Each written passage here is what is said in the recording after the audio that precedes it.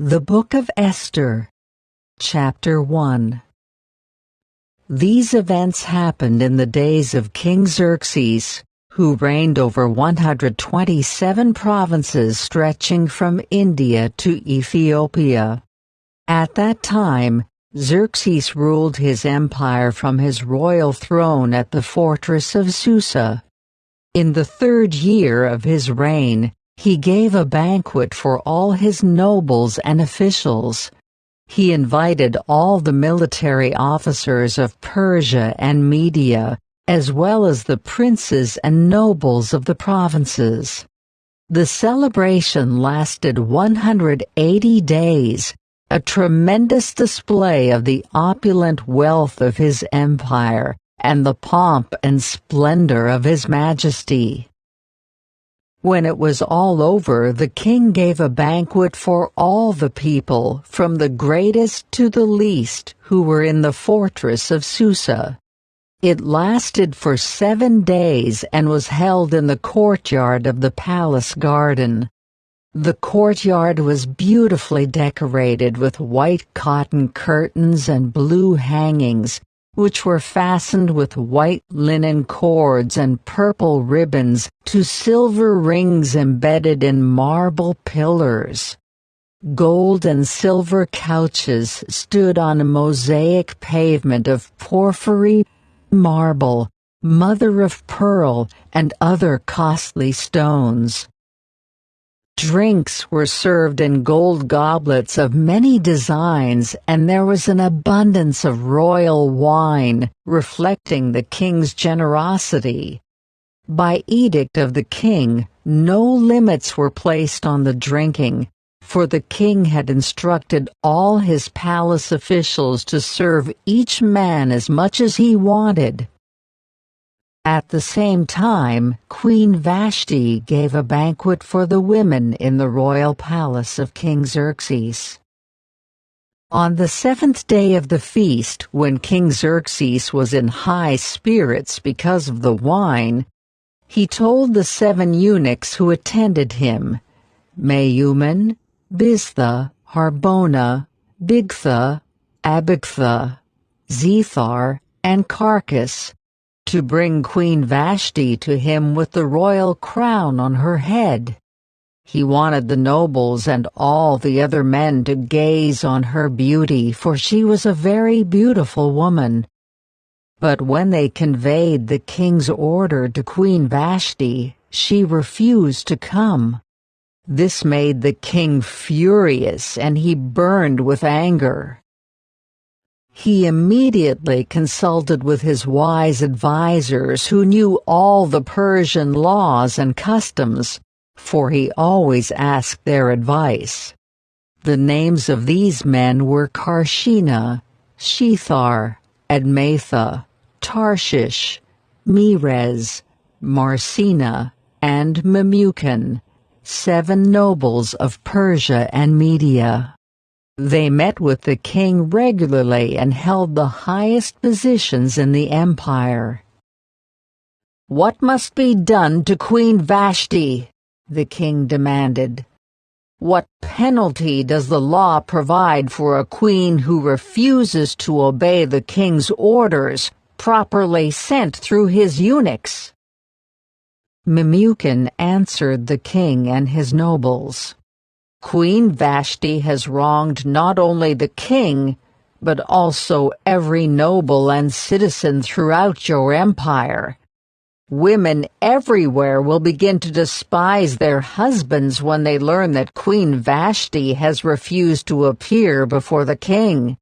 Before this day is out, the wives of all the king's nobles throughout Persia and Media will hear what the queen did, and will start treating their husbands the same way. There will be no end to their contempt and anger.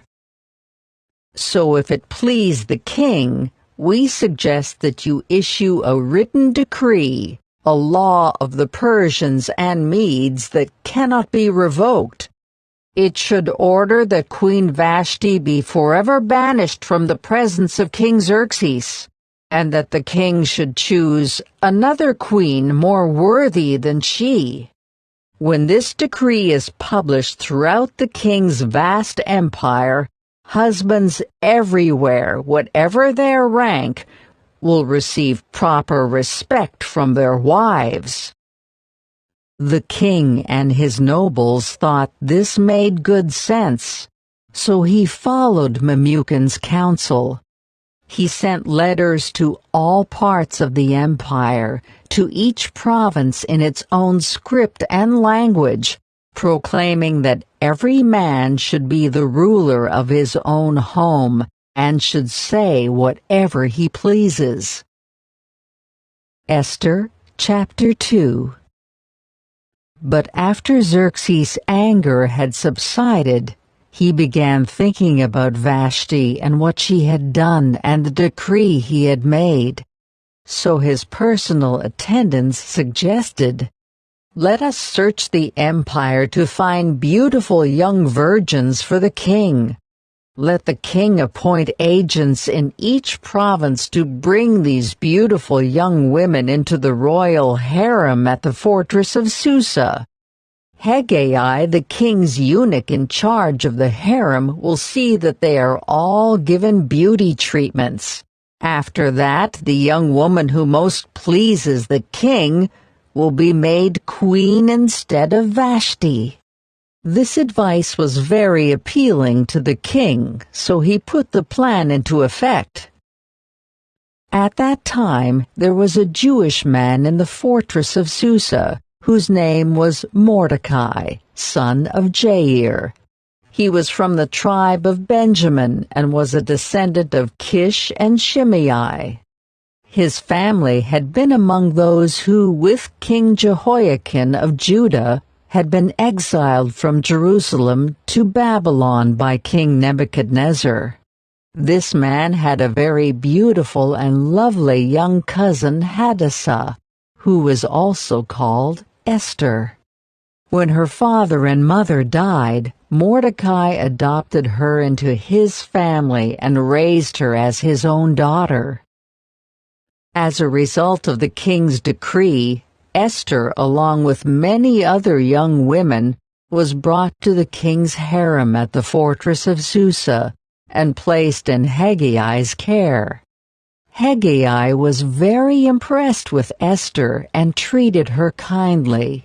He quickly ordered a special menu for her and provided her with beauty treatments. He also assigned her 7 maids specially chosen from the king's palace, and he moved her and her maids into the best place in the harem. Esther had not told anyone of her nationality and family background because Mordecai had directed her not to do so. Every day Mordecai would take a walk near the courtyard of the harem to find out about Esther and what was happening to her. Before each young woman was taken to the king's bed, she was given the prescribed 12 months of beauty treatments. 6 months with oil of myrrh, followed by 6 months with special perfumes and ointments. When it was time for her to go to the king's palace, she was given her choice of whatever clothing or jewelry she wanted to take from the harem. That evening she was taken to the king's private rooms, and the next morning she was brought to the second harem where the king's wives lived. There she would be under the care of Shaashgaz, the king's eunuch in charge of the concubines. She would never go to the king again unless he had especially enjoyed her and requested her by name. Esther was the daughter of Abihail, who was Mordecai's uncle. Mordecai had adopted his younger cousin Esther. When it was Esther's turn to go to the king, she accepted the advice of Hegai, the eunuch in charge of the harem. She asked for nothing except what he suggested, and she was admired by everyone who saw her. Esther was taken to King Xerxes at the royal palace in early winter of the 7th year of his reign. And the king loved Esther more than any of the other young women. He was so delighted with her that he set the royal crown on her head and declared her queen instead of Vashti.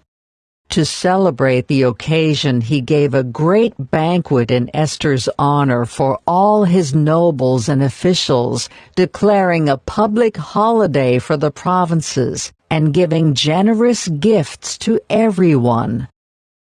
Even after all the young women had been transferred to the second harem and Mordecai had become a palace official, Esther continued to keep her family background and nationality a secret. She was still following Mordecai's directions, just as she did when she lived in his home. One day, as Mordecai was on duty at the king's gate, two of the king's eunuchs, Bigthana and Teresh, who were guards at the door of the king's private quarters, became angry at King Xerxes and plotted to assassinate him. But Mordecai heard about the plot and gave the information to Queen Esther. She then told the king about it and gave Mordecai credit for the report. When an investigation was made and Mordecai's story was found to be true, the two men were impaled on a sharpened pole. This was all recorded in the book of the history of King Xerxes' reign. Esther, chapter 3. Sometime later, King Xerxes promoted Haman, son of Hammedatha the Agagite, over all the other nobles, making him the most powerful official in the empire. All the king's officials would bow down before Haman to show him respect whenever he passed by, for so the king had commanded. But Mordecai refused to bow down or show him respect. Then the palace officials at the king's gate asked Mordecai, "Why are you disobeying the king's command?" They spoke to him day after day, but still he refused to comply with the order. So they spoke to Haman about this to see if he would tolerate Mordecai's conduct, since Mordecai had told them he was a Jew. When Haman saw that Mordecai would not bow down or show him respect, he was filled with rage. He had learned of Mordecai's nationality, so he decided it was not enough to lay hands on Mordecai alone. Instead, he looked for a way to destroy all the Jews throughout the entire empire of Xerxes. So in the month of April, during the 12th year of King Xerxes' reign, lots were cast in Haman's presence. The lots were called Purim, to determine the best day and month to take action. And the day selected was March 7, nearly a year later. Then Haman approached King Xerxes and said, "There is a certain race of people scattered through all the provinces of your empire, who keep themselves separate from everyone else.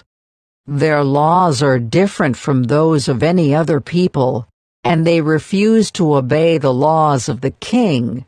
So it is not in the king's interest to let them live.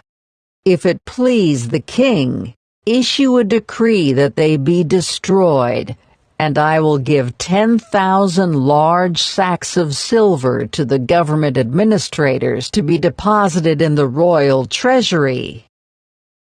The king agreed, confirming his decision by removing his signet ring from his finger and giving it to Haman, son of Hammedatha the Agagite, the enemy of the Jews. The king said, "The money and the people are both yours to do with as you see fit." So on April 17, The king's secretaries were summoned, and a decree was written exactly as Haman dictated. It was sent to the king's highest officers, the governors of the respective provinces, and the nobles of each province in their own scripts and languages. The decree was written in the name of King Xerxes and sealed with the king's signet ring. Dispatches were sent by swift messengers into all the provinces of the empire, giving the order that all Jews, young and old, including women and children, must be killed, slaughtered, and annihilated on a single day. This was scheduled to happen on March 7 of the next year. The property of the Jews would be given to those who killed them. A copy of this decree was to be issued as law in every province and proclaimed to all peoples, so that they would be ready to do their duty on the appointed day. At the king's command, the decree went out by swift messengers, and it was also proclaimed in the fortress of Susa. Then the king and Haman sat down to drink. But the city of Susa fell into confusion. Esther, chapter 4. When Mordecai learned about all that had been done, he tore his clothes, put on burlap and ashes, and went out into the city crying with a loud and bitter wail. He went as far as the gate of the palace, for no one was allowed to enter the palace gate while wearing clothes of mourning. And as news of the king's decree reached all the provinces, there was great mourning among the Jews. They fasted, wept, and wailed, and many people lay in burlap and ashes. When Queen Esther's maids and eunuchs came and told her about Mordecai, she was deeply distressed. She sent clothing to him to replace the burlap, but he refused it. Then Esther sent for Hatak, one of the king's eunuchs who had been appointed as her attendant. She ordered him to go to Mordecai and find out what was troubling him and why he was in mourning. So Hatak went out to Mordecai in the square in front of the palace gate. Mordecai told him the whole story, including the exact amount of money Haman had promised to pay into the royal treasury for the destruction of the Jews. Mordecai gave Hatak a copy of the decree issued in Susa that called for the death of all Jews. He asked Hatak to show it to Esther and explain the situation to her. He also asked Hatak to direct her to go to the king to beg for mercy and plead for her people. So Hatak returned to Esther with Mordecai's message. Then Esther told Hatak to go back and relay this message to Mordecai.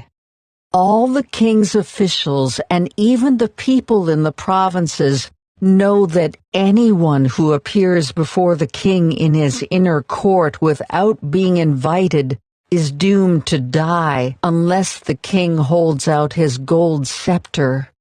And the king has not called for me to come to him for 30 days. So Hatak gave Esther's message to Mordecai. Mordecai sent this reply to Esther. Don't think for a moment that because you're in the palace you will escape when all other Jews are killed. If you keep quiet at a time like this, deliverance and relief for the Jews will arise from some other place, but you and your relatives will die. Who knows if perhaps you were made queen for just such a time as this. Then Esther sent this reply to Mordecai. Go and gather together all the Jews of Susa and fast for me. Do not eat or drink for 3 days, night or day. My maids and I will do the same. And then though it is against the law, I will go in to see the king. If I must die, I must die." So Mordecai went away and did everything as Esther had ordered him. Esther chapter 5. On the third day of the fast, Esther put on her royal robes and entered the inner court of the palace, just across from the king's hall. The king was sitting on his royal throne facing the entrance. When he saw Queen Esther standing there in the inner court, he welcomed her and held out the gold scepter to her. So Esther approached and touched the end of the scepter. Then the king asked her, "What do you want, Queen Esther? What is your request? I will give it to you, even if it is half the kingdom."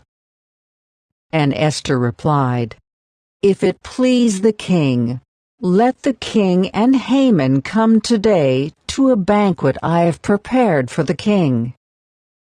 The king turned to his attendants and said, "Tell Haman to come quickly to a banquet as Esther has requested." So the king and Haman went to Esther's banquet. And while they were drinking wine, the king said to Esther, "Now tell me what you really want. What is your request? I will give it to you, even if it is half the kingdom." Esther replied, "This is my request and deepest wish. If I have found favor with the king, and if it pleases the king to grant my request and do what I ask, please come with Haman tomorrow to the banquet I will prepare for you. Then I will explain what this is all about." Haman was a happy man as he left the banquet. But when he saw Mordecai sitting at the palace gate, not standing up or trembling nervously before him, Haman became furious. However, he restrained himself and went on home. Then Haman gathered together his friends and Zeresh his wife, and boasted to them about his great wealth and his many children. He bragged about the honors the king had given him and how he had been promoted over all the other nobles and officials. Then Haman added, "And that's not all. Queen Esther invited only me and the king himself to the banquet she prepared for us, and she has invited me to dine with her and the king again tomorrow." Then he added, "But this is all worth nothing as long as I see Mordecai the Jew just sitting there at the palace gate." So Haman's wife, Zeresh, and all his friends suggested, "Set up a sharpened pole that stands 75 feet tall, and in the morning ask the king to impale Mordecai on it. When this is done, you can go on your merry way to the banquet with the king." This pleased Haman, and he ordered the pole set up.